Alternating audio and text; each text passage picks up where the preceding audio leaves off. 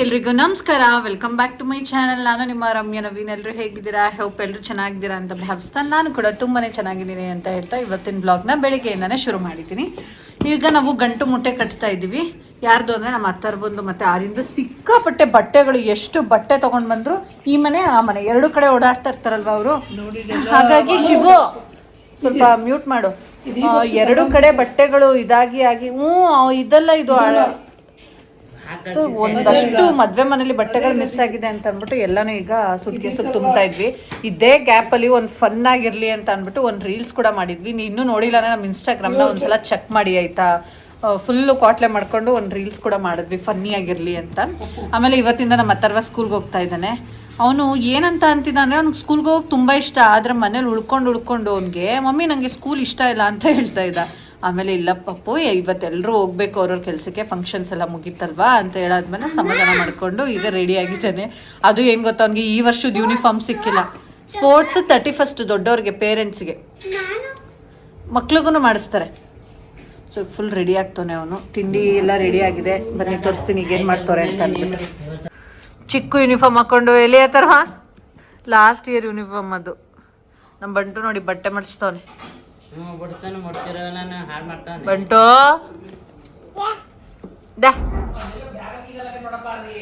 ಅಥರ್ವ ಎಷ್ಟು ಬಟ್ಟೆಗಳೆಲ್ಲ ಹಂಗಂಗೆ ಬಿಸಾಕಿರೋದು. ತಿನ್ಕೋ ಬೇಗ ರೊಟ್ಟಿ ತಿನ್ನು. ಬಿಡ್ತಾ ಇಲ್ಲ ಇವಳು ಇವ ಹಾಡನ್ನ. ಈಗ ತಾನೇ ರೀಲ್ಸ್ ಮಾಡಿದ್ವಿ, ಹಾಡು ಬಿಡ್ತಾ ಇಲ್ಲ. ಈಗ ನನ್ಗೆ ಅದನ್ನ ಸೌಮ್ಯ ಎಡಿಟ್ ಮಾಡಿ ಹಾಕ ತನಕ ನಂಗೆ ಸಮಾಧಾನ ಇರಲ್ಲ.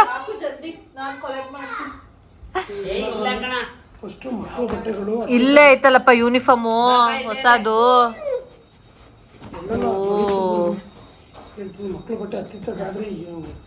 ಹಾಕ್ಬೇಕಾದ್ರೆ ಸಿಗಲ್ಲ, ಎಷ್ಟು ಕಷ್ಟ ಆಗುತ್ತೆ ಅಲ್ವಾ ಆರ್ಯ?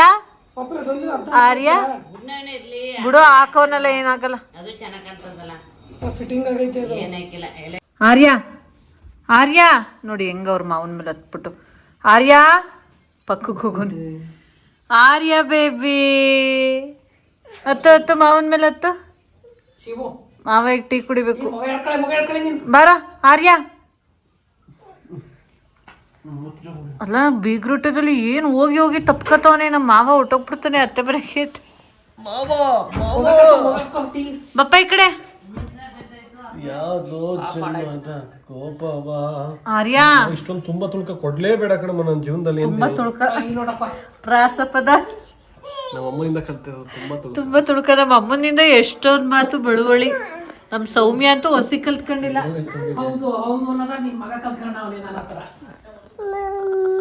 ಅಮ್ಮ ಬೇರೆ ಈ ಕಡೆ ಬಂಟು ಬಾಯಿ ಕಡೆ. ಬಂಟು ಟೀ ಐತೆ ಅಲ್ಲಿ. ಫ್ರೆಂಡ್ಸ್, ಇನ್ನು ನಮ್ಮ ಮನೆಗೆ ಬಂದ್ವಿ. ಸ್ವಲ್ಪ ಕೆಲಸಗಳಿತ್ತು. ಇನ್ನು ಮದುವೆ ಮನೆ ಅಂತ ಅಂದರೆ ಅಲ್ಲಿ ಇಲ್ಲಿ ಎರಡು ಕಡೆ ಓಡಾಡಿ ಏನಾಗಿತ್ತು. ಏನು ನೀರು ಚೆಲ್ಕೊಂಡಿದ್ಯಾ? ನೀರು ಕುಡಿತಾ ಇದ್ನಾ? ಮಕ್ಳು ಥರ ಏನು ಚಿಕ್ಕ ಮಕ್ಳೇ ಚಲ್ಕೋಬೇಕು ಅಂತ ಆಯ್ತಾ? ಡಾರ್ಕ್ ಕಾಣ್ತೈತೆ, ವಿಡಿಯೋನಲ್ಲಿ ರಿಫ್ಲೆಕ್ಟ್ ಆಯ್ತೈತೆ. ನೀರು ಹಿಂಗೆ ಎತ್ಕೊಂಡು ಕುಡಿತಾ ಇದೆ ಬಾಟ್ಲಲ್ಲಿ. ಆವಾಗ ಚಲೋಯ್ತು. ಸೊ ಅವಾಗ ಹಿಂಗೆಲ್ಲ ಆಗ್ತಿರುತ್ತೆ. ಚಿಕ್ಕ ಮಕ್ಳು ಮಾತ್ರ ಚಲ್ಕೋಬೇಕು, ದೊಡ್ಡವ್ರು ಚಲ್ಕೋಬಾರ್ದು ಅಂತ ಏನಾದ್ರು ರೂಲ್ಸ್ ಇದೆ. ಅದೇನಾಗ್ಬಿಡ್ತದೆ ಗೊತ್ತಾ, ಒಂದೊಂದ್ಸಲ ನೀರು ಜಾಸ್ತಿ ನೀರ್ ಲೆವೆಲ್ ಗೊತ್ತಾಗ್ದೇ ನಾವು ಹಿಂಗೆ ಫೋರ್ಸಾಗಿ ಎತ್ಬಿಟ್ಟಾಗ ಬಾಯಿ ತುಂಬ ನೀರು ಆಗ್ಬಿಡುತ್ತೆ. ಆವಾಗ ಚೆಲ್ಲಿದ್ದು ಆಗುತ್ತೆ. ನನಗೆ ಸಲ ಆಗಿದ್ದೆ. ಸೊ ನಾನೇನೋ ಹೇಳ್ತಾ ಇದ್ದೆ. ಮದುವೆ ಮನೆ ಅಂತ ಅಂದ್ಬಿಟ್ಟು ಅಲ್ಲಿಗೆ ಇಲ್ಲಿಗೆ ಓಡಾಡೋದು, ನಾವು ರೆಡಿ ಆಗೋದು, ಅದರಲ್ಲೂ ಮೇಕ್ ಓವರ್ ಅದು ಇದು ಅಂತ ಎಲ್ಲ ಹೆಣ್ಮಕ್ಳೆಲ್ಲ ಇಲ್ಲಿ ಸೇರ್ಕೊಬಿಟ್ಟಿದ್ವಿ ನಾವು ರೆಡಿ ಆಗೋದಕ್ಕೆ ಅಂತ ಮೊನ್ನೆ ಬೀಗ್ರೂಟ ದಿನ. ಹಾಗಾಗಿ ಮನೆಯೆಲ್ಲ ಫುಲ್ಲು ಮೆಸ್ಸಿ ಫುಲ್. ಏನು ಮಾಡ್ತಾರೆ ಗೊತ್ತಾ, ಏನು ಮಾಡ್ತಾರೆ ಇವರೆಲ್ಲ ಸೇರ್ಕೊಂಡ್ಬಿಟ್ರೆ ಮನೆಯೆಲ್ಲ ಗಲೀಜು ಮಾಡಾಕ್ಬಿಡ್ತಾರೆ. ಅದನ್ನೇ ನಾನು ಹೇಳ್ತಾ ಇರೋದು. ಇವ್ರು ಬೇರೆ ಸ್ಪೆಷಲಾಗಿ ಉಪ್ಪು ಖಾರ ಹಾಕ್ಲಿಲ್ಲ ಅಂದರೆ ಸಮಾಧಾನ ಆಗಲ್ಲ. ಏನು ಮಾಡ್ತಾರೆ ಗೊತ್ತಾ ಅಂದ್ಕೊಂಡು. ಅಫ್ಕೋರ್ಸ್ ಈಗ ರೆಡಿ ಆಗಬೇಕು ಅಂತ ಅಂದರೆ ಎಲ್ಲ ಮನೆಯೆಲ್ಲ ಗಲೀಜು ಆಗೇ ಆಗುತ್ತೆ. ಹಂಗೆ ಆಗಿತ್ತು. ಅದನ್ನೆಲ್ಲ ಕ್ಲೀನ್ ಮಾಡಾಕ್ತಾರೆ. ಅಷ್ಟು ಕೂದಲುಗಳು ಬಿದ್ದಿರ್ತದೆ. ಇವಾಗ ಸೀಸನ್ನು ಎಷ್ಟು ಕೂದಲು ಏರ್ ಫಾಲ್ ಆಗುತ್ತೆ ಗೊತ್ತಾ? ಬೇಕಾದ್ರೆ ನಮ್ಮ ಸಬ್ಸ್ಕ್ರೈಬರ್ಸ್ ವ್ಯೂವರ್ಸ್ ಕೇಳಿ ನೋಡಿ. ಅಕ್ಕ ತಂಗಿಯರ ಕೂದಲು ಕೂಡ ಏರ್ ಫಾಲ್ ಆಗ್ತಿದ್ಯಾ, ನಾನು ಹೆಂಡ್ತಿದ್ ಮಾತ್ರನಾ ಅಂತ ಎಷ್ಟು ಜನ ಕಮೆಂಟ್ ಮಾಡ್ತಾರೆ ಗೊತ್ತಾ? ಸೀಸನ್ ನವೀನ್ ಇದು. ಹೆಂಡ್ತಿದ್ ಮಾತ್ರ ಇದ್ರು ಕೂದಲು ಉದುರ್ತಿದ್ಯಾ, ಬೇರೆಯವ್ರದ್ದು ಹಂಗೆ ಅನ್ಕೊಂಡೆ. ಇವ್ರು ಫುಲ್ಲು ಈ ಡಾಕ್ಟ್ರಿಗೆ ತೋರಿಸಿ ಏನೇ ಆದರೂ ನಾನು ಸಿಕ್ಕಾಪಟ್ಟೆ ಉದುರುತ್ತೆ. ಏನು ಗೊತ್ತಾ, ಟೆನ್ಷನ್ ತೊಗೊತೀವಲ್ಲ, ಇವಳು ಸ್ವಲ್ಪ ಜಾಸ್ತಿ ಟೆನ್ಷನ್ ನನ್ನ ಹೆಂಡತಿ. ಆಮೇಲೆ ಪಿಂಪಲ್ ಎಲ್ಲ ನೋಡಿ ಕಂಟಿನ್ಯೂಸ್ ಆಗಿ ಮೇಕಪ್ಪು ಅದು ಇದು ಅಂತ ಅಂದ್ಕೊಂಡು ಸ್ವಲ್ಪ ಪಿಂಪಲ್ಸ್ ಎಲ್ಲ ನೀನು ಯಾವುದೋ ಫಂಕ್ಷನ್ ಮಾತ್ರ ದಿನ ಸಿನಿಮಾಗೆ ಧಾರಾವಾಹಿಗೆ ದಿನ ಮೇಕಪ್ ಮಾಡಿಸ್ತಾರೆ. ಮೇಕಪ್ ಇಂದ ಬಂದಿದೆ ಅಂತ ಅಲ್ಲ, ಅಂದರೆ ಸ್ವಲ್ಪ ಹಾರ್ಮೋನ್ಸ್ ಲೆವೆಲ್ ಇನ್ಬ್ಯಾಲೆನ್ಸ್ ಆದಾಗ ಸ್ವಲ್ಪ ನಾನು ನೀಟಾಗಿ ತೋರಿಸೋ, ಬರೀ ನಿನ್ನ ಕಡೆಗೆ ಮಾಡ್ತಾ ಇಟ್ಕೊಂತೀಯಲ್ಲ. ಆಯ್ತು ನೋಡಿ, ಅಯ್ಯೋ ಏನು ನೀಟಾಗಿ ಕಾಣೋದು ಬೇಡವಾ ನಾವು ಕಾಣಿಸಿ ಆಯಿತು. ಸೊ ಮನೇಲಿ ಹಂಗೆ ಮೆಸ್ಸಿ ಆಗಿತ್ತು, ಅದನ್ನೆಲ್ಲ ಸ್ವಲ್ಪ ಮಕ್ಕಳನ್ನ ಅಲ್ಲಿ ಅಥರ್ವ ಸ್ಕೂಲ್ಗೆ ಹೋಗಿದ್ದಾನೆ ಇವತ್ತು. ಇನ್ನೂ ಅವ್ನು ಇಷ್ಟರಲ್ಲಿ ಬಂದಿರ್ತಾನೆ. ನಾವೀಗ ಊಟ ಎಲ್ಲ ಮುಗಿಸ್ಕೊಂಡು ಬಂಟು ಕೂಡ ಮಲಗಿಸ್ಬಿಟ್ಟು ಬಂದ್ವಿ. ಒಂದು 10 ನಿಮಿಷ ಮನೆ ಕ್ಲೀನ್ ಮಾಡಿಬಿಡೋಣ, ನವೀನ್ ನಿನ್ನ ಟೈಮೇ ಸಿಗಲ್ಲ ಅಂತ ಅಂದ್ಬಿಟ್ಟು ಸ್ವಲ್ಪ ವಾಷಿಂಗ್ ಮಿಷಿನ್ಗೆ ಬಟ್ಟೆ ಎಲ್ಲ ಹಾಕೋದಿತ್ತು, ಅದೆಲ್ಲ ಹಾಕಿ ವಾಶ್ ಮಾಡಿ ಸ್ವಲ್ಪ ಹಂಗೆ ನಾನು ವ್ಲಾಗು ಸ್ಟಾರ್ಟ್ ಮಾಡಿದೆ, ಕಂಟಿನ್ಯೂನೇ ಮಾಡಿಲ್ವಲ್ಲ ಅಂತ ಅಂದ್ಬಿಟ್ಟು. ಆಮೇಲೆ ಸುಮಾರು ನನಗೆ ರಿಪೀಟ್ ಆಗಿದ್ದು ಕಮೆಂಟ್ಸ್ ಇತ್ತು, ಅದ್ರ ಬಗ್ಗೆ ಆನ್ಸರ್ ಮಾಡಬೇಕು ಅಂತ ಅಂದ್ಬಿಟ್ಟು ನವೀನ್ ಅದ್ರ ಬಗ್ಗೆ ಒಂದು ಕ್ಲಾರಿಟಿ ಕೊಟ್ಬಿಡ್ತೀನಿ ಬನ್ನಿ ಅಂತ ಕರೆದೆ. ಇವರು ಕೂತ್ಕೊಂಡ್ರು. ಮತ್ತು ಇನ್ನೊಂದು ಹೇಳ, ನಾನು ತಮ್ಮನ ಮದುವೆಗೆ ಅಂತ ಹೊಸ ಕಾಲುಂಗ್ರ ಮತ್ತು ಮೂಗ್ಬಟ್ಟೆಲ್ಲ ತೊಗೊಂಡೆ ಆಯಿತಾ, ಹಾಕೊಳ್ಳೇ ಇಲ್ಲ. ನನಗೆ ಟೈಮೇ ಸಿಗಲಿಲ್ಲ, ಬರೀ ಓಡಾಟ. ಯಪ್ಪ ದೇವ್ರೆ, ನನಗೆ ಯಾವ ಥರ ಆಗ್ಬಿಡ್ತು ಅಂದರೆ, ಒಂದು ಈ ಕಾಲುಂಗ್ರನ ತುಂಬ ಪೇಷನ್ಸಿಂದ ಬಿಚ್ಚಬೇಕು ಆಯಿತಾ, ನಂಗೆ ಬಿಚ್ಚೋಕ್ಕೆ ಪೇಷನ್ಸೇ ಇಲ್ಲ. ಅದು ಹಾಕ್ಕೊಳ್ಳೋಕ್ಕೂ ಇನ್ನೊಂದು ಸದ್ಯ ಆ ವಿಚಾರ ನಾನು ಬೈಸ್ಕೊಂಡಿಲ್ಲ. ಏನು ಅಲ್ಲ, ಅಬ್ಸರ್ವ್ ಮಾಡಿಲ್ವಾ ನೀನು, ಹಾಕೊಂಡಿಲ್ವಾ ಹಂಗೆ ಹಿಂಗೆ ಅಂತ ಕೇಳಿಲ್ವಲ್ಲ ಸದ್ಯಕ್ಕೆ ಪುಣ್ಯಕ್ಕೆ. ಅವ್ರು ಇಲ್ಲಾಂದ್ರೆ ಏನು ಅಷ್ಟೊಂದು ಅರ್ಜೆಂಟಲ್ಲಿ ತೊಗೊಂಡೆ ಹಾಕೊಂಡೇ ಇಲ್ಲ ಅಂತ ಅನ್ಕೊಂಡು ಇವ್ರು ಅದೆಲ್ಲ ಅಬ್ಸರ್ವ್ ಮಾಡಿಲ್ಲ. ಆಮೇಲೆ ಇನ್ನೊಂದೇನಂದ್ರೆ ನೋಸ್ ಪಿನ್ ಆಯ್ತಾ, ನಾನು ಎಷ್ಟು ಸೆನ್ಸಿಟಿವ್ ಅಂತ ಅಂದರೆ ನನಗೆ ಒಂದು ಚೂರು ನೋವಾಗೋದಕ್ಕಾಗಲ್ಲ. ಇದನ್ನು ಟ್ರೈ ಮಾಡಿದೆ, ನಮ್ಮ ಅತ್ತೆ ಹಾಕ್ಕೊಡ್ತೀನಿ ಬಾ ಅಂತ ಅಂದ್ಬಿಟ್ಟು. ಸ್ವಲ್ಪ ನನಗೆ ಪೇನ್ ತಡೆಯೋಕ್ಕಾಗಲಿಲ್ಲ ಅದೆಲ್ಲ ಬಿಚ್ಚೋದಕ್ಕೆ. ನನಗೆ ಅರ್ಜೆಂಟಲ್ಲಂತೂ ನಾನು ಏನು ಗೊತ್ತಾ, ನಾನು ಫುಲ್ ಕಾನ್ಷಿಯಸ್ಸಿಂದ ಮಾಡೋ ಕೆಲಸನ ನಾನು ಅರ್ಜೆಂಟಿಂದ ಮಾಡಲ್ಲ. ಕಾರ್ ಡ್ರೈವ್ ಮಾಡ್ಬೇಕಾದ್ರೂ ಅಷ್ಟೇ, ಅರ್ಜೆಂಟಲ್ಲಿ ಹೋಗ್ಬೇಕಾದ್ರೆ ನನ್ನ ಕಾರ್ ಮುಟ್ಟೋದೇ ಇಲ್ಲ. ನಾನು ಕಾಮ್ ಆಗಿರಬೇಕು ನನಗೆ. ಸೊ ಈ ಥರ ಕೆಲಸಗಳೆಲ್ಲ ನಾನು ಅರ್ಜೆಂಟಲ್ಲಿ ಮಾಡೋದಕ್ಕೆ ಹೋಗಲ್ಲ. ಹಾಗಾಗಿ ನಾನು ಅರ್ಜೆಂಟಲ್ಲಿ ಹಾಕೊಳ್ಳೂ ಇಲ್ಲ. ಅದೇ ಚಪ್ರಶಾಸ್ತ್ರ ದಿನ ಹಾಕೋಣ ಅಂತ ಅಂದ್ಬಿಟ್ಟು ನಮ್ಮ ಅತ್ತೆನೂ ಪಾಪ ಟ್ರೈ ಮಾಡಿದ್ರು, ನಮ್ಮ ಸೋದ್ರ ಮಾವನ ವೈಫು. ಬಟ್ ನಾನು ನೋವಾಗ್ತಿದೆ ಅಂತ ಅಂದ್ಬಿಟ್ಟು ಹಾಕ್ಕೊಳ್ಳಲ್ಲ ಅಂತ ಹಾಕ್ಕೊಳ್ಳೇ ಇಲ್ಲ, ಹಂಗೆ ಇಟ್ಟಿದ್ದೀನಿ. ಆಮೇಲೆ ಇನ್ನೊಂದು ಸುಮಾರು ರೆಗ್ಯುಲರಾಗಿ ಕಮೆಂಟ್ಸ್ ಬಂದಿದ್ದೇನು ಅಂದರೆ, ನನಗೆ ಇನ್ಸ್ಟಾದಲ್ಲೂ ಬಂತು, ಯೂಟ್ಯೂಬಲ್ಲೂ ಬಂತು, ರಮ್ಯಾ ಅಷ್ಟೊಂದು ಜುವೆಲ್ಸ್ ತೊಗೋತೀರಾ, ಗೋಲ್ಡ್ ಜ್ಯುವೆಲ್ರೀಸು, ಮದುವೆಲಿ ಒಂದೇ ಸೆಟ್ ಹಾಕ್ಕೊಂಡಿದ್ರಲ್ಲ ರಮ್ಯಾ, ಎಲ್ಲ ಫಂಕ್ಷನ್ಸ್ಗೂ ಅದೇ ಸೆಟ್ ಹಾಕ್ಕೊಂಡಿದ್ರಲ್ಲ, ಚೇಂಜ್ ಮಾಡ್ಬೋದಿತ್ತಲ್ವಾ ಅಂತ ಕಮೆಂಟ್ ಹಾಕಿದ್ರಿ. ನಾನು ಅದಕ್ಕೆ ಒಬ್ರಿಗೆ ರಿಪ್ಲೈನೂ ಕೊಟ್ಟಿದ್ದೆ. ಸೊ ನಾನು ಏನು ಒಂದು ಸೆಟ್ ಅಂತ ಬೇಕು, ಇವತ್ತಿನ ಗೋಲ್ಡ್ ಪ್ರೈಸ್ ನಿಮಗೆ ಏನಾಗ್ತಿದೆ ಅಂತ ಗೊತ್ತಿರುತ್ತೆ. ಇವತ್ತಿನ ಗೋಲ್ಡ್ ಪ್ರೈಸ್ ಬಂದು 14,800 ಚಿಲ್ಲರೆ ಇದೆ. ಮನೇಲಿ ಇಟ್ಕೊಳ್ಳೋ ಧೈರ್ಯ ಅಂತೂ ನಿಜವಾಗ್ಲೂ ಮಾಡಲ್ಲ. ಸೊ ಎಲ್ಲ ಬ್ಯಾಂಕಲ್ಲಿ ಲಾಕರಲ್ಲಿ ಆ ಥರ ಎಲ್ಲ ಇಟ್ಟಿದ್ದೀವಿ. ಜೊತೆಗೆ ಇನ್ನೊಂದು ಏನಂತ ಅಂದರೆ, ಸಾಕು ಏನು ನನಗೆ ಆ ಬೈಕೆ ಓಡಾಟ ಇರುತ್ತೆ, ಅದು ಇದು ಇರುತ್ತೆ. ಆಮೇಲೆ ಏನು ಅಂದರೆ, ಇದನ್ನು ಕೂಡ ನಾವು ಪ್ರತಿಯೊಂದನ್ನು ಲಾಕರಲ್ಲೇ ಇಟ್ಕೊಳ್ಳೋದು. ಎಮರ್ಜೆನ್ಸಿ ಈಗ ಫಂಕ್ಷನ್ ಇದೆ ಅಂತ ಇಟ್ಟಿದ್ದು, ಫಂಕ್ಷನ್ ಮುಗಿತಿದ್ದಂಗೆ ಇಮಿಡಿಯೇಟಾಗಿ ಎಲ್ಲಿ ತಲುಪಿಸ್ಬೇಕೋ ಅಲ್ಲಿ ತಲುಪಿಸ್ಬಿಡ್ತೀವಿ. ಎಲ್ಲನೂ ಇಟ್ಕೊಂಡು ಕ್ಯಾರಿ ಮಾಡೋದಕ್ಕೆ, ಮೇಂಟೈನ್ ಮಾಡೋದಕ್ಕೆ, ಈಗ ನೋಡಿ ಚೌಟ್ರಿಗೆ ಒಂದು ಸೆಟ್ ತೊಗೊಂಡೋಗಿರ್ತೀವಿ, ಇನ್ನೊಂದು ಸೆಟ್ನ ಬ್ಯಾಗಲ್ಲಿ ಇಡೋದು, ಅಲ್ಲಿ ಇನ್ನೊಂದು ಆಗೋದು, ಅದೆಲ್ಲಕ್ಕೆ ಅವಕಾಶ ಯಾಕೆ ಕೊಡಬೇಕು? ಏನೋ ಹಾಕ್ಕೊಬೇಕು, ನೆಕ್ಲೆಸ್ಸು ಲಾಂಗ್ ಚೈನು ಎಲ್ಲ ಹಾಕ್ಕೊಂಡ್ವಿ. ಹಾಗಾಗಿ ಆ ಥರ ಎಲ್ಲ ಚೇಂಜ್ ಮಾಡೋದು, ಇನ್ನೊಂದು ಮಾಡೋದು, ಅದು ಆ ಥರ ರಿಸ್ಕ್ ತೊಗೊಳೋದಕ್ಕೆ ಹೋಗಲಿಲ್ಲ. ಆಮೇಲೆ ನಿಮ್ಗೆ ಇನ್ನೊಂದು ವಿಚಾರ ನಾನೇನು ಹೇಳೋದು ಅಂದರೆ, ನಾವು ಎಸ್ಪೆಷಲಿ ಗೋಲ್ಡಿಗೆ ಏನಕ್ಕೆ ಇನ್ವೆಸ್ಟ್ ಮಾಡ್ತೀವಿ ಅಂತ ಅಂದರೆ, ನಾವು ಇನ್ನೊಂದು ನಾನು ನಿಮಗೆ ಬಿಡಿಸಿ ಹೇಳ್ಬಿಟ್ಟಿದ್ದೀನಿ, ಪ್ರಾಪರ್ಟಿ ಅದು ಇದು ಅಂತ ಬಂದಾಗ ತೊಗೋಬೇಕು ಅಂದಾಗ ನಮಗೆ ಇದು ನಾವು ಇಂಟ್ರೆಸ್ಟ್ ಕಟ್ಬೋದು ಬ್ಯಾಂಕಲ್ಲಿ ಇಡೋದ್ರಿಂದ, ಬಟ್ ಸ್ಟಿಲ್ ನಮಗೆ ಅದರಿಂದ ಅನುಕೂಲ ಆಗುತ್ತೆ ಅಂತ. ಮತ್ತು ಈಗ ನೀವೇನು ಅಂತ ಇದ್ದೀರಾ, ಅಷ್ಟೊಂದು ಇಟ್ಕೊಂಡು ನೀವು ಒಂದೇ ಹಾಕ್ಕೊಂಡಿದ್ದೀರ ಅಂತ, ಇನ್ನೊಂದು ಸ್ವಲ್ಪ ದಿನದಲ್ಲಿ ನಾನು ಅದನ್ನು ಕೂಡ ಇಟ್ಕೊಳ್ಳೋದಿಲ್ಲ. ಮೇಯ್ನಾಗಿ ಇವತ್ತಿನ ಕಾಲದಲ್ಲಿ ಅದರಲ್ಲೂ ಗಂಡು ಮಕ್ಕಳು ಇರೋದ್ರಿಂದ ಭೂಮಿ ಅನ್ನೋದು ತುಂಬ ಇಂಪಾರ್ಟೆಂಟ್ ಆಗುತ್ತೆ. ಸೊ ಆ ಥರದ್ರ ಮೇಲೆ ಏನಾದರೂ ಇನ್ವೆಸ್ಟ್ ಮಾಡಬೇಕು. ಇನ್ನೇನು ಫಂಕ್ಷನ್ಸ್ ಎಲ್ಲ ಅದು ಇದು ಎಲ್ಲ ಮುಗೀತು, ಈ ಥರ ಐಡಿಯಾಗಳಿರೋದು. ಸೊ ಶೇರ್ ಮಾಡ್ತೀನಿ, ಕಮ್ಮಿಂಗ್ ಡೇಸಲ್ಲಿ ನಿಮ್ಮ ಜೊತೆ ಶೇರ್ ಮಾಡ್ತೀನಿ. ಯಾವುದನ್ನು ಪರ್ಮನೆಂಟ್ ಆಗೋವರೆಗೂ ಪಬ್ಲಿಕ್ ಮಾಡಬಾರ್ದು ಅಂತಾರೆ. ಸೊ ಅದೆಲ್ಲ ಆದಮೇಲೆ ನಾನು ನಿಮಗೆ ಏನು ಎತ್ತ ಅನ್ನೋದ್ರ ಬಗ್ಗೆ ಎಲ್ಲ ಹೇಳ್ತೀನಿ, ಡೀಟೇಲಾಗಿ ಹೇಳ್ತೀನಿ. ನನ್ನ ಉದ್ದೇಶ ಅದೇನೆ, ಹಾಕ್ಕೋಬಾರ್ದು ಅಂತ ಎಲ್ಲ ಇಲ್ಲ, ನಾನು ಇಟ್ಕೊಂಡಿಲ್ಲ.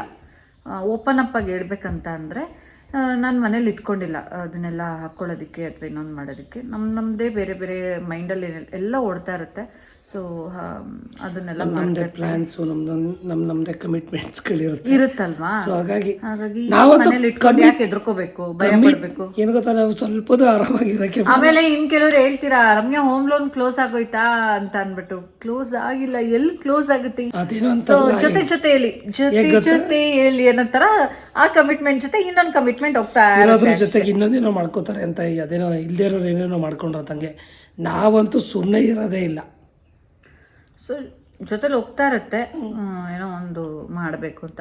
ಅದು ತುಂಬ ಜನ ಕೇಳಿದ್ರೆ, ಹಾಗಾಗಿ ನಾನು ಇವತ್ತು ಹೇಳಲೇಬೇಕು ಅಂತ ಅಂದ್ಬಿಟ್ಟು. ಅದರಲ್ಲೂ ನಮ್ಮ ರಮ್ಯಾ ಧೈರ್ಯ ಒಂಥರ ಬಂಡ ಧೈರ್ಯಗಳು ಕೆಲವೊಂದು. ಸೊ ಕಮ್ಮಿಂಗ್ ಡೇಸಲ್ಲಿ ಹೇಳ್ತೀನಿ ನಿಮ್ಗೆ. ಆಲ್ರೆಡಿ ಕ್ಲೂ ಸಿಕ್ಬಿಟ್ಟಿದೆ ಇವಾಗ. ನಾನು ಆಲ್ಮೋಸ್ಟ್ 50% ಹೇಳ್ದಂಗೆ.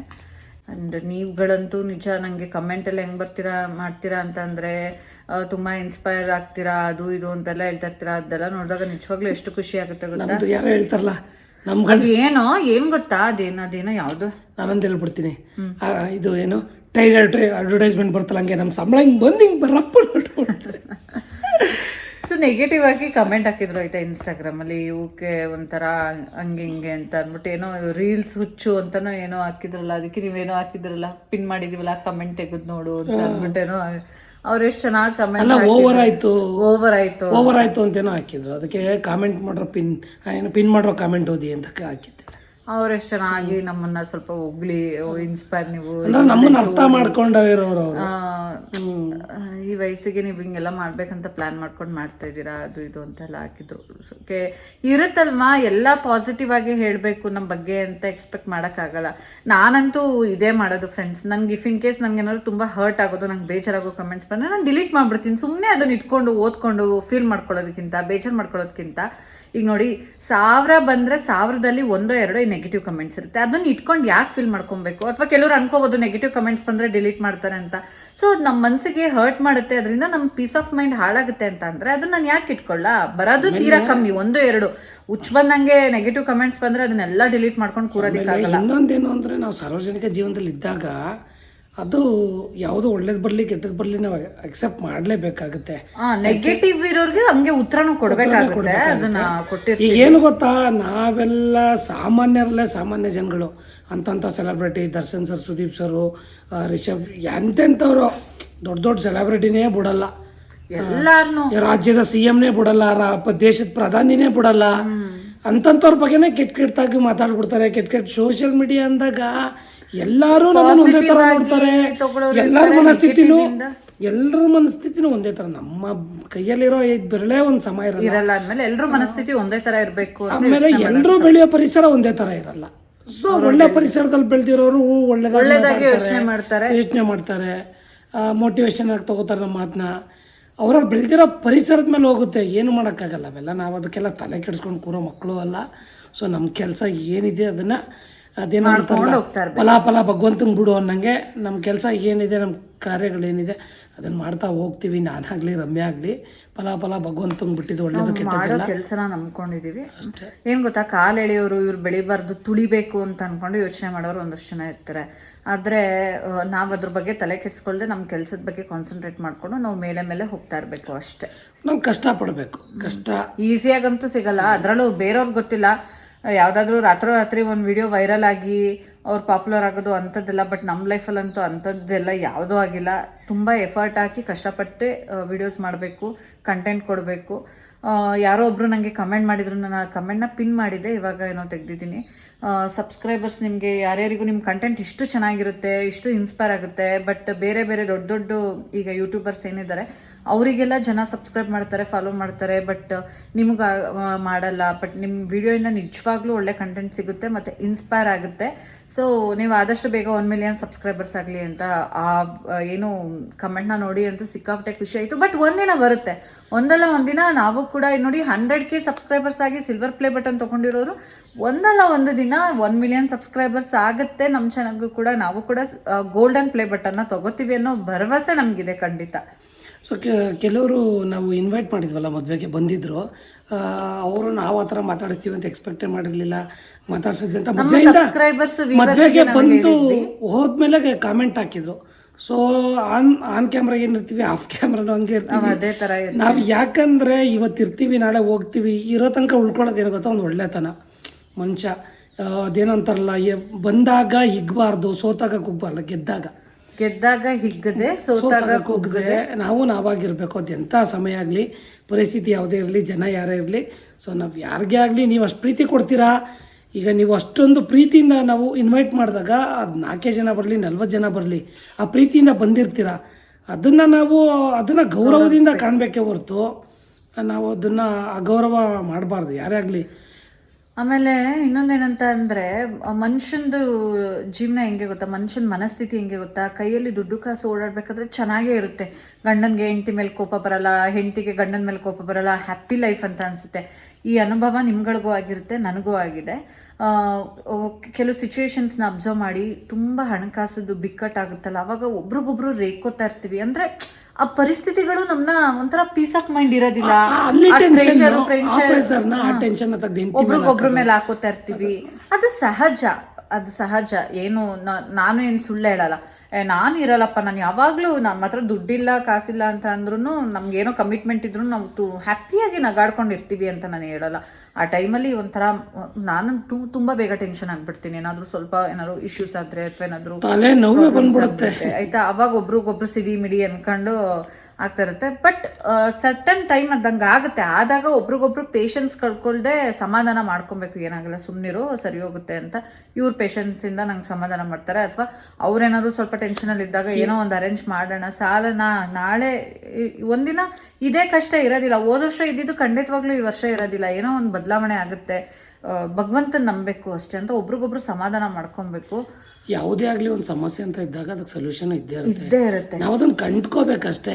ಕೋಪದ ಕೈಗೆ ಬುದ್ಧಿ ಕೊಟ್ಬಿಟ್ರೆ ಆ ಕ್ಷಣಕ್ಕೆ ಏನಾಗ್ಬಿಡುತ್ತೆ, ಅದೇ ಮನಸ್ತಾಪಗಳಾಗುತ್ತೆ. ಏನ್ ಗೊತ್ತಾ, ನಾವು ಪ್ರತಿ ಸಲ ಅನ್ಕೋಬೇಕಾಗಿರೋದು ಇದೇನೆ. ನಮ್ಗೆ ಏನಾದ್ರು ಪ್ರಾಬ್ಲಮ್ಸ್ ಬಂದಾಗ, ಕಷ್ಟ ಬಂದಾಗ, ಈ ಪ್ರಪಂಚದಲ್ಲಿ ಇರೋ ದೊಡ್ಡ ಕಷ್ಟ ನನಗೆ ಬಂದಿದೆ ಅಂತ ಅನ್ಕೊಳ್ಳೋದಕ್ಕಿಂತ ನಮ್ಗಿಂತ ಕಷ್ಟಪಡ್ತಿರೋರು ಎಷ್ಟು ಜನ ಇದಾರಲ್ವಾ ಅಂತ ಒಂದೇ ಒಂದು ಕ್ಷಣ ಯೋಚನೆ ಮಾಡಿದ್ರೆ ಸಾಕು, ಸ್ವಲ್ಪ ಮನಸ್ಸು ರಿಲ್ಯಾಕ್ಸ್ ಅನಿಸುತ್ತೆ. ಇಲ್ಲ ನಮ್ಮದು ಸಿಚುವೇಶನ್ ಸರಿ ಹೋಗುತ್ತೆ ಅಂತ ಅಂದ್ಬಿಟ್ಟು.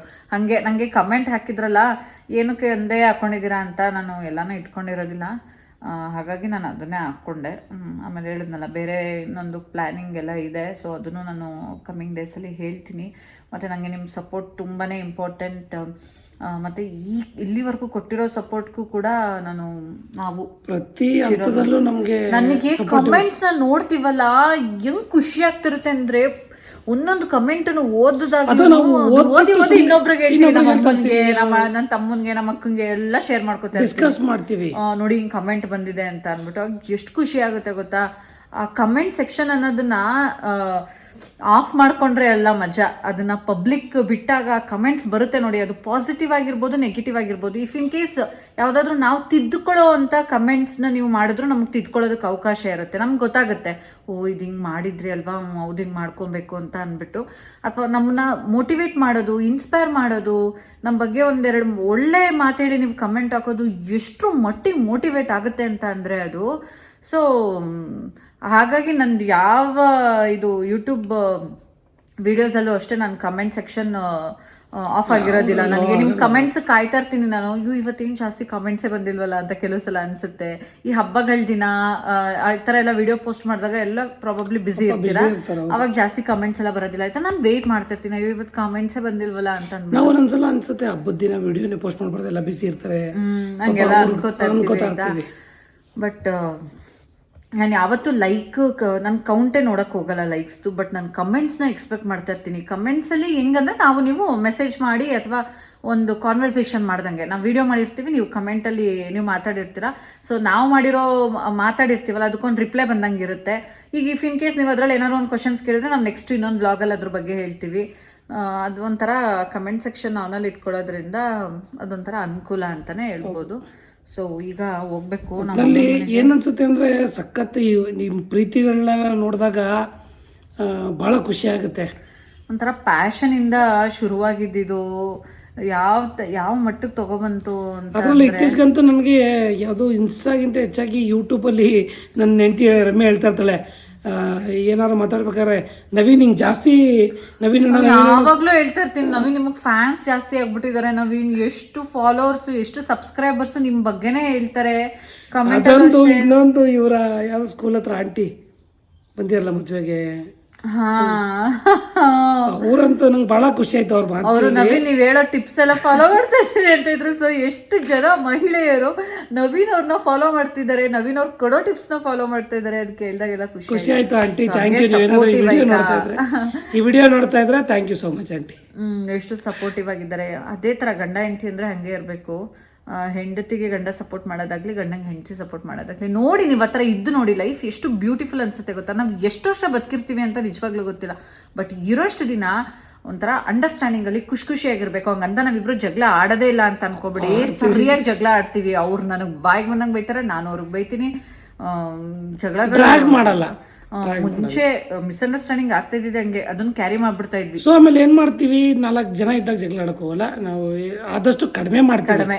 ಒಂದೊಂದ್ಸಲ ರೈಸ್ ಆಗ್ಬಿಡ್ತೀವಿ, ಒಂದೊಂದ್ಸಲ ಅವ್ರು ನನ್ ಮೇಲೆ ರೈಸ್ ಆದ್ರೆ ತುಂಬಾ ಹರ್ಟ್ ಆಗೋದು ಅವ್ರಿಗೆ ಆಗ್ಲಿ ನನಗೆ ಆಗ್ಲಿ. ಯಾವಾಗ ಗೊತ್ತಾ, 4 ಜನದ ಮುಂದೆ ಒಬ್ರಿಗೊಬ್ರು ಬೈಕೊಂತೀವಲ್ಲ, ಅವಾಗ ಏನಾಗ್ಬಿಡುತ್ತೆ ಗೊತ್ತಾ, ಅವ್ರ ಮುಂದೆ ನಮ್ಗೆ ಅವಮಾನ ಆಯ್ತು ಅನ್ನೋ ತರ ಬಂದ್ಬಿಡುತ್ತೆ ಯಾರೋ ಜಗಳ ಆದಾಗ. ಸೊ ಅದು ಆಮೇಲೆ ಇನ್ನೊಂದ್ ಏನ್ ಗೊತ್ತಾ, 4 ಜನದ ಮುಂದೆ ಏನಾದ್ರೂ ಮಾತುಕತೆ ನಡೆದ್ರೆ ಅದೇ ಆಕ್ಚುಲಿ ಜಗಳ ಅಂತ ಆಗೋದು. ಅದೇ ನಾವ್ ಇಬ್ರೇ ಆದಾಗ ಜಸ್ಟ್ ಕಾನ್ವರ್ಸೇಷನ್ ಮನ್ಸಲ್ಲಿ ಉಳ್ಬಿಡುತ್ತೆ. ಅವ್ರ ಮುಂದೆ ನಂಗೆ ಬೈದ್ ಬಿಟ್ಲಲ್ಲ ನನ್ನ ಹೆಂಡತಿ ಈ ತರ ಅಂತ ನನಗೆ ಮನ್ಸಲ್ಲಿ ಉಳ್ಳೇದಾಗ್ಲಿ, ಅಥವಾ ನನ್ನ ಹೆಂಡತಿಗೆ ಅವ್ರೆಲ್ಲರೂ ಹಿಂಗೆ ಅಂತಾರಲ್ಲ ಅನ್ನೋದು ಅದು ಜಾಸ್ತಿ ಕೊರಿತಾ ಇರ್ತದೆ ಮನ್ಸಲ್ಲೇ.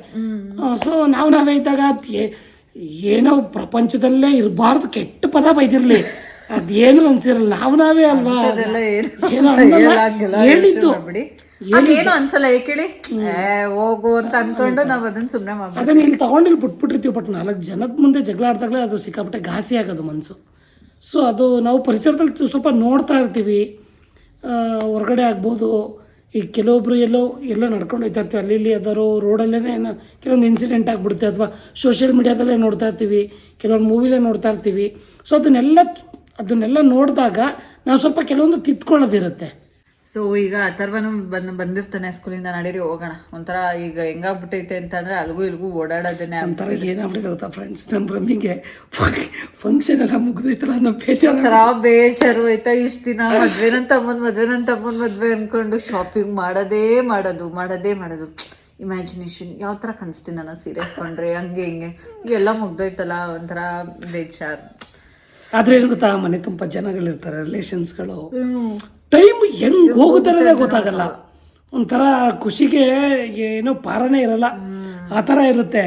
ಒಂಥರ ಸಡಗರ, ಸಂಭ್ರಮ, ಅದೆಲ್ಲ ಮುಗ್ದಾದ್ಮೇಲೆ ಅಯ್ಯೋ ಇಷ್ಟು ಬೇಗ ಮುಗ್ದೈತಾ ಫಂಕ್ಷನ್ಸ್.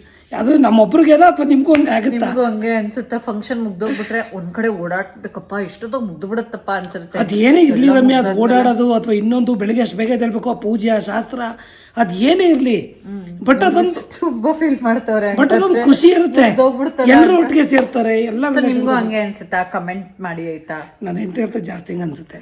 ನಿಮ್ಗೆ ಜಾಸ್ತಿ ನನ್ಕಿಂತ. ಸರಿ ನಡೀರಿ ಹೋಗೋಣ. ಬೀಗರು ಉಡ್ತಾರ ಅಂತೂ ಸರಿಯಾಗ್ತಿಲ್ಲ ನನ್ನ ಹೆಂಡತಿ ಮಾತ್ರ. ಚೆನ್ನಾಗಿ ಬಾರಿಸ್ತೆ, ಚೆನ್ನಾಗಿ ಬ್ಯಾಟಿಂಗ್ ಬಿಟ್ಬಿಟ್ಟು ಊಟ ಕೂತಿರೋದು. ನಾನು ಲಾಸ್ಟ್ ಕರೀತಾ ಇದೀನಿ, ಬರ್ತಾನೆ ಇಲ್ಲ. ಆಮೇಲೆ ನಿಮ್ ಜೊತೆನೂ ಬರ್ಲಿಲ್ವಾ ನಾನು? ಪುನಃ ನನ್ನ ಹೆಂಡತಿ ಹುಡುಗಿ ಜೊತೆನೂ ಕುತ್ಕೊಂಡು ಆಮೇಲೆ ಆರ್ಯಂಗ್ ತಿನ್ಸ್ಬೇಕು ಅಂತ ಕುತ್ಕೊಂಡೆ. ಒಂದ್ ಸರಿ ತಿನ್ಲೇ ಇಲ್ಲ, ನಾನೇ ತಿಂದೆ. ಒಟ್ನಲ್ಲಿ ನಾನ್ ವೆಜ್ ಅಂತಾನೆ ನಾವು ಮೊದ್ಲೇ ನಾನ್ ವೆಜ್ ಲವರ್ಸ್. ಎಲ್ಲ ಅಡುಗೆ ಸಖತ್ತಾಗಿ ಮಾಡಿದ್ರು. ಸೊ ಸರಿಯಾಗಿ ಯಾರಾದ್ರೂ ಮೈಸೂರು ಭಾಗದಲ್ಲಿ ಅಡುಗೆ ಮಾಡಿಸೋದಿದ್ರೆ ಮಾಡಿಸಿ. ಅವ್ರಿಗೆ ಪ್ರಸಾದ್ ಪಲ್ಲಕ್ಕಿ ಅಂತ ಚೆನ್ನಾಗಿ ಅಡುಗೆ ಮಾಡ್ತಾನೆ. ಸರಿ ನಡೀರಿ ಹೋಗೋಣ. ಸರ್ವ ಬಂದಿರ್ತಾನೆ, ಅವನು ಸ್ಟಡೀಸ್ ಎಲ್ಲ ಮದ್ವೆ ಅನ್ಕೊಂಡು ಮಗುಗೆ ಏನು ಕರೆಕ್ಟ್ ಒಂದು ವಾರ ಸ್ಕೂಲ್ ಕಳ್ಸಿಲ್ಲ. ಇವರು ಆರ್ಟ್ ಗ್ಯಾಲರಿ ಅವ್ರದ್ದು ನಂಬರ್ ಕೇಳ್ಕೊಂಡು ತುಂಬಾ ಜನ ಐ ಆಮ್ ವೆರಿ ಸಾರಿ. ಇಂಥ ವ್ಲಾಗ್ ಅಲ್ಲಿ ಹೇಳಿರ್ತೀನಿ, ನಂಬರೇ ಹಾಕಿರಲ್ಲ. ಸೊ ನಮ್ ಡ್ಯಾಡಿದು ಏನು ನಾವು ಡ್ರಾ ಮಾಡಿಸಿದ್ವಿ ಅಲ್ವಾ ರಿಸೆಪ್ಷನ್ ಅಲ್ಲಿ, ಅವ್ರು ಕೇಳ್ಕೊಂಡು ಸುಮಾರು ಜನ ಕಾಲ್ ಮಾಡ್ತಾ ಇದ್ರಿ. ಅವ್ರ ನಂಬರ್ನ ನಾನು ಈ ವಿಡಿಯೋದಲ್ಲಿ ತಪ್ಪದೆ ಹಾಕಿರ್ತೀನಿ ಆಯ್ತಾ. ನೋಡಿ ಸ್ಕ್ರೀನ್ ಮೇಲೆ ನಿಮಗೆ ಕಾಣಿಸ್ತಿದ್ಯಾ ಇವಾಗ. ಎಸ್, ಈ ನಂಬರ್ ಆಯ್ತಾ, ಅವ್ರನ್ನ ಕಾಂಟ್ಯಾಕ್ಟ್ ಮಾಡಿ. ಈ ತರ ಏನ್ ಗೊತ್ತಾ, ನನಗೆ ಅನಿಸಿದ್ದು ನಾನು ಒಂದೇ ಉದ್ದೇಶಕ್ಕೆ ಇದನ್ನ ಪ್ಲ್ಯಾನ್ ಮಾಡಿದ್ದು. ನೋಡಿ, ಎಲ್ಲರೂ ನಮ್ಮ ಕೆಲಸದಲ್ಲಿ ರೆಡಿ ಆಗೋದು, ರಿಸೆಪ್ಷನ್ ಅದು ಇದು ನೆಂಟು ಅಂತ ಮರ್ತೋಗಿರ್ತೀವಿ, ನೆನಪಿಸ್ಕೊಳ್ಳೋಕ್ಕೆ ಆಗಿರಲ್ಲ, ಬಿಸಿ ಇರ್ತೀವಿ. ಬಟ್ ಅರ್ಧ ಗಂಟೆ ಕಣ್ಣು ಮುಂದೆ ನಮ್ಮ ಡ್ಯಾಡಿ ಹಿಂಗೆ ಬಂದೋದ್ರು ಅಂತ ಅನ್ನಿಸ್ತು. ಸೊ ನಿಮ್ಮ ಮನೇಲಿ ನೀವು ಯಾರನ್ನಾದ್ರೂ ಮಿಸ್ ಮಾಡ್ಕೊತಿರೋದನ್ನ ಇರ್ಬೋದು, ಅಥವಾ ಈ ನೇಮಿಂಗ್ ಸೆರೆಮನಿಲಿ ಆ್ಯಕ್ಚುಲಿ ಆರ್ಯನ್ ಬರ್ಡೇಲಿ ಪ್ಲ್ಯಾನ್ ಮಾಡಿದ್ದೆ, ಬಟ್ ಆ ಟೈಮಲ್ಲಿ ಆಗಲೇ ಇಲ್ಲ ಏನಕ್ಕೋ. ಅದೇನಂದ್ರೆ ಮದುವೆನೇ ಬಂತಲ್ಲ, ಸ್ವಲ್ಪ ಮದುವೆಲಾದ್ರೆ ಸ್ಪೆಷಲ್ ಇರಲಿ. ಈಗ ನೋಡಿ, ನಾನು ಅವಾಗ ಮಾಡಿಸಿ ಇವಾಗ ಮತ್ತೆ ಮಾಡಿಸಿದ್ರೆ ಅದು ಅಷ್ಟೊಂದು ಸ್ಪೆಷಲ್ ಅಂತ ಅನ್ನಿಸ್ತಾ ಇರಲಿಲ್ಲ. ಸೊ ನನಗೆ ನೇಮ್ ರಿವೀಲ್ಗಿಂತ ನನಗೆ ನಮ್ಮ ಡ್ಯಾಡಿ ಫೋಟೋ ಮಾಡಿಸೋದೇ ನನಗೆ ಜಾಸ್ತಿ ಇಂಪಾರ್ಟೆಂಟ್ ಆಗಿತ್ತು. ಹಾಗಾಗಿ ನಾನು ಪ್ಲಾನ್ ಮಾಡಲಿಲ್ಲ. ಅದೇ ಮೊಮ್ಮಗನ ನಾಮಕರಣಕ್ಕೆ ಮಾಡಿಸೋದಕ್ಕೂ ಮಗನ ಮದುವೆಲಿ ಮಾಡಿಸೋದಕ್ಕೂ ಡಿಫ್ರೆನ್ಸ್ ಇರುತ್ತೆ. ಸೊ ಶಿವಗೆ ತಂದೆ ಇಲ್ಲ ಅನ್ನೋದೊಂದು ಇರುತ್ತೆ, ಅದು ಅವ್ನಿಗೇನೋ ಒಂದು ಖುಷಿ ಸಿಗುತ್ತೆ. ಮೊಮ್ಮಗನ ಬರ್ಡೇಲಿ ಅಂತ ಅಂದ್ರೆ ಆರ್ಯನ್ದು ಬರ್ಡೇ ನೇಮ್ನ ರಿವೀಲ್ ಮಾಡೋದಿಕ್ಕೆ. ಸೊ ಅದಕ್ಕೆ ನಾನು ಹೇಳಿದ್ದು, ಹಂಗೆ ಅನ್ಕೊಂಡು ಅವಾಗ ಮಾಡಲಿಲ್ಲ. ಇವಾಗ ಆಯಿತು, ಅವ್ರ ಕಾಂಟ್ಯಾಕ್ಟ್ ನಂಬರ್ ಹಾಕಿರ್ತೀನಿ ಆಯ್ತಾ, ನೀವು ಕಾಂಟ್ಯಾಕ್ಟ್ ಮಾಡಿ ಅವ್ರನ್ನ. ತುಂಬಾ ಚೆನ್ನಾಗಿ ಆ್ಯಕ್ಚುಲಿ ಏನಾಗುತ್ತೆ ಗೊತ್ತಾ ಫ್ರೆಂಡ್ಸ್, ಸೀರಿಯಸ್ಲಿ ನಮ್ಗೆ ಅನಿಸಿದ್ದು ಹತ್ರದಿಂದ ನಮ್ಗೆ ಅಷ್ಟು ಫೀಲ್ ಆಗಲಿಲ್ಲ ಕರೆಕ್ಟಾಗಿ ಬರ್ತಾ ಇತ್ತಾ ಇಲ್ವಾ ಅಂತ. ಆ್ಯಕ್ಚುಲಿ ದೂರಕ್ಕೆ ಹೋಗಿ ನೋಡಿದಾಗ ಎಕ್ಸಾಕ್ಟ್ ಆಗಿ ಮಾಡಿದ್ರು, ಸಖತ್ ಖುಷಿ ಆಯ್ತು. ಈಗಲೂ ಮನೇಲಿ ತಂದು ಹಾಕೊಂಡಿದ್ದೀವಿ. ಆ ಮೂಮೆಂಟ್, ಆ ಚೌಟ್ರಿಲಿ ಆ ಮೂಮೆಂಟ್ ಕ್ರಿಯೇಟ್ ಆದಾಗ ಹೆಂಗಿರುತ್ತೆ ಅಂತ ಅಂದ್ರೆ ಫುಲ್ಲು ಕೆಳಗಡೆ ಎಲ್ಲ ಚೌಟ್ರಿ ಒಂಥರ ನಿಶಬ್ದ ಆಗ್ಬಿಟ್ಟಿರುತ್ತೆ. ಆ ಸಾಂಗ್ಗಳು ಎಮೋಷನಲ್ ಸಾಂಗು ಹೆಂಗ್ ಆಗ್ತಾ ಇರುತ್ತೆ ಅಂತ ಅಂದ್ರೆ, ಅದು ವಿಡಿಯೋ ಆ್ಯಕ್ಚುಲಿ ರೀಲ್ಸು ನಾನು ಇನ್ನೂ ಬಂದಿಲ್ಲ ನಮಗೆ, ಅದನ್ನ ನಾನು ಇನ್ಸ್ಟಾದಲ್ಲಿ ಅಪ್ಲೋಡ್ ಮಾಡ್ತೀನಿ, ನೋಡಿ ಸಖತ್ತಾಗಿರುತ್ತೆ. ನೀವು ಅಷ್ಟು ನಿಮ್ಮ ಫ್ಯಾಮಿಲಿಲಿ ಏನಾದರೂ ಈ ಥರ ಇವೆಂಟ್ಗಳಲ್ಲಿ ನೋಡಿ, ಅದು ತುಂಬ ಖುಷಿ ಕೊಡುತ್ತೆ ಮನಸ್ಸಿಗೆ. ನಾವು ಎಸ್ಪೆಷಲಿ ಮಿಸ್ ಮಾಡ್ಕೊಂಡಿರ್ತೀವಲ್ಲ ಆ ಪರ್ಸನ್, ಒಂಥರ ಅವ್ರು ಬಂದಿದ್ದಾರೆ ಆ ಮೂಮೆಂಟಲ್ಲಿ ಅಂತಾನೆ ನಿಮಗೆ ಫೀಲ್ ಆಗುತ್ತೆ. ಸೊ ಏನೋ ಇವತ್ತು ಇಲ್ಲಿ ನಿಂತ್ಕೊಂಡು ನಮ್ಮ ತಂದೆ ಏನೋ ಅವ್ರ ಆತ್ಮಕ್ಕೂ ಶಾಂತಿ ಸಿಕ್ತು ಅವರು ಅನ್ನೋ ಥರ ಏನೋ ಫೀಲು ಅಷ್ಟೇ. ಅದರಲ್ಲಿ ನಮ್ಮ ರಮ್ಮಿಂಗ್ ಅಂತ ಅವ್ರ ಅಪ್ಪನ ಕಂಡ್ರೆ ಅಪಾರವಾದ ಪ್ರೀತಿ. ಇವಾಗಲೂ ಒಂದೊಂದ್ಸಲ ನೆನೆಸ್ಕೊಂಡು ಕಣ್ಣೀರು ಹಾಕ್ಬಿಡ್ತಾಳೆ. ಹೇಳ್ತಿದ್ರೆ ನಂಗೆ ಅಳು ಬಂದ್ಬಿಡುತ್ತೆ ಜಾಸ್ತಿ. ಸ್ವಲ್ಪ ಬಾಂಡಿಂಗ್ ಏನೋ ಗೊತ್ತಿಲ್ಲ, ಅದೇನೋ ಹೆಣ್ಮಕ್ಳಿಗೆ ಹಂಗೆ ಅನ್ಸುತ್ತೆ. ತಂದೆ ಅಂತ ಅಂದರೆ ಈಗ ಹೇಳ್ತೀನಲ್ಲ, ತಂದೆ ಪ್ಲೇಸ್ನ ಯಾರು ಕೂಡ ರೀಪ್ಲೇಸ್ ಮಾಡೋದಕ್ಕೆ ಸಾಧ್ಯನೇ ಇಲ್ಲ. ಆಮೇಲೆ ಎಸ್ಪೆಷಲಿ ಮದುವೆ ಟೈಮಲ್ಲಿ ಈಗ ತುಂಬ ನೆನಪಾಗಿದೆ. ಏನಕ್ಕೆ ಅಂತಂದರೆ, ಈಗ ಮದುವೆ ಟೈಮಲ್ಲಿ ರಕ್ಷಿತಾ ಅವ್ರ ತಂದೆ ಎಲ್ಲ ನೋಡಿದ್ವಿ ಅಲ್ವಾ, ಆಗ ನನಗೆ ನನ್ನ ಫ್ಲ್ಯಾಶ್ ಬ್ಯಾಕ್ ಎಲ್ಲ ಹೊರಟೋದೆ. ನನ್ನ ಮದುವೆ ಟೈಮಲ್ಲಿ ಏನೇನೆಲ್ಲ ಆಯಿತು ಅಂತ ಹೇಳಿದ್ರೆ 1 ಗಂಟೆ ಆದರೂ ಸಾಲೋದಿಲ್ಲ, ಹಂಗಾಗುತ್ತೆ. ಬಟ್ ನಂತರ ಹೆಣ್ಮಕ್ಳು ಫೇಸ್ ಮಾಡಿರ್ತಿರಲ್ಲ, ಅವರು ಒಂದು 4-5 ಜನ ಕಮೆಂಟ್ ಹಾಕಿದ್ರಿ, ನನಗೂ ಕೂಡ ತಂದೆ ಎಲ್ಲ ರಮ್ಯಾ ನಮಗೆ ಗೊತ್ತು ಒಂದು ಮದುವೆ ಟೈಮಲ್ಲಿ ಏನೆಲ್ಲ ಫೇಸ್ ಮಾಡಿದ್ವಿ ಅಂತ. ಸೊ ಆ ಕಮೆಂಟ್ ಓದಿದಾಗಲೂ ಕೂಡ ತಂದೆ ಅವ್ರ ಪ್ರೀತಿನೇ ಒಂಥರ ಸ್ಪೆಷಲ್ ಅದು. ಸೊ ಬಿಡಿ, ಮತ್ತೆ ಅಲ್ಲಿಗೆ ಹೋಗೋದು ಬೇಡ. ಸೊ ಫ್ರೆಂಡ್ಸ್, ಈ ಒಂದು ವ್ಲಾಗ್ ನಿಮ್ಗೆ ಇಷ್ಟ ಆಗಿರುತ್ತೆ ಅಂತ ಭಾವಿಸ್ತೀನಿ. ಇಷ್ಟ ಆಗಿದ್ರೆ ಲೈಕ್ ಮಾಡಿ, ಕಮೆಂಟ್ ಮಾಡಿ, ಶೇರ್ ಮಾಡಿ. ಮತ್ತೆ ನೆಕ್ಸ್ಟ್ ವ್ಲಾಗಲ್ಲಿ ಸಿಗ್ತೀನಿ. Thank you.